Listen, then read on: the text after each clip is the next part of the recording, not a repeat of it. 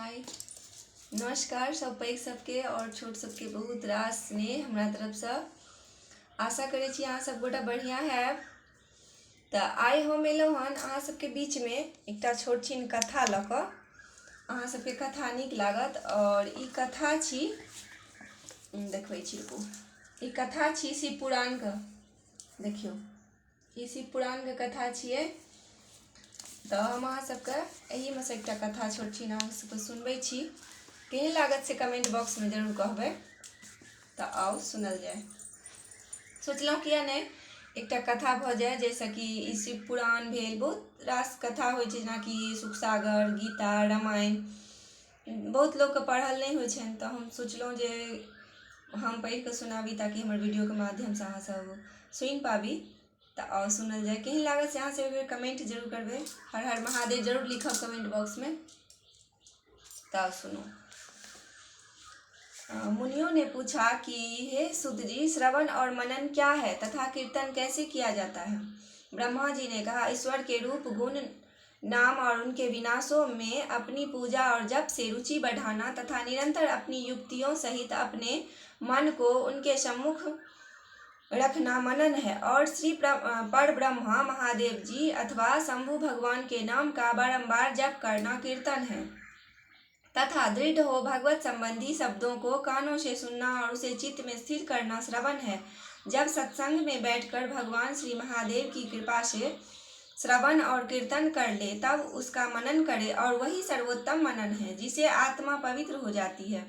सुत जी बोले, हे मुनीश्वरों, इस प्रसादन संबंधी मैं एक प्राचीन इतिहास आप लोगों को सुनाता हूँ, सावधान होकर सुनिए। एक समय जब सरस्वती नदी के तट पर मेरे गुरु पराशर पुत्र भगवान वेद व्यास जी तप कर रहे थे तो शांतकुमार जी ने आकर उनके निकट बैठकर पूछा कि हे भगवान, शिव जी तो प्रत्यक्ष ही सबके सहायक हैं, फिर आप ऐसा तप क्यों कर रहे हैं।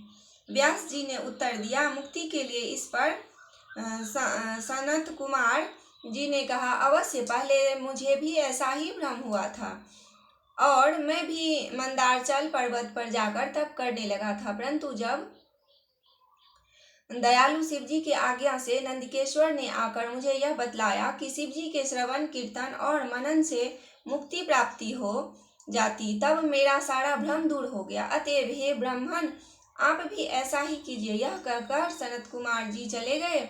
इस पर ऋषियों ने सूत जी से पूछा कि जो श्रवण, कीर्तन और मनन नहीं करता उस जीव की मुक्ति कैसे होती है तथा बिना यत्न किए भी वह कैसे मुक्त होगा।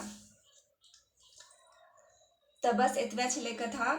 और ई श्रवण, मनन और कीर्तन के बारे में छलै जे कि बहुत लोग आब तो करते नहीं छथिन कीर्तन। पहले तो गाम गाम में सब ठाम होय भजन कीर्तन, साप्ताहिक भजन सेहो होय और महीना में सेहो होय।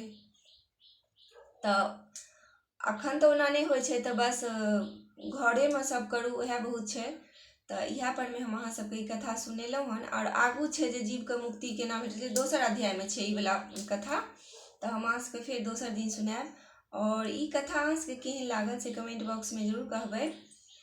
तो हमर नेक्स्ट वीडियो के लिए अहाँ सब बनल रहब, कतौ जाएब नहीं हमर चैनल के छोड़ कऽ, और बनल रहबै। और हमर जे सब नया हमरा देख रहल छी से सब्सक्राइब कऽ कऽ जाएब और वीडियो के पूरा देखबै, फुल वॉच करबै और लाइक कऽ कऽ जाएब। कमेंट में हर हर महादेव एक बेर जरूर लिखबै। बाय बाय, नमस्कार, हर हर महादेव।